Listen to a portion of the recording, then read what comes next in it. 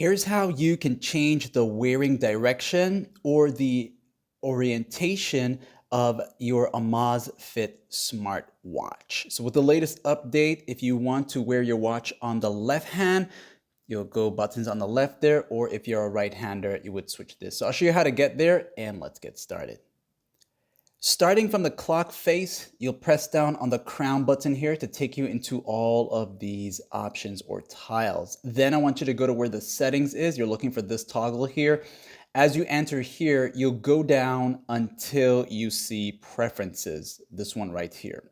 As you enter here now, you're going to see a bunch of different options.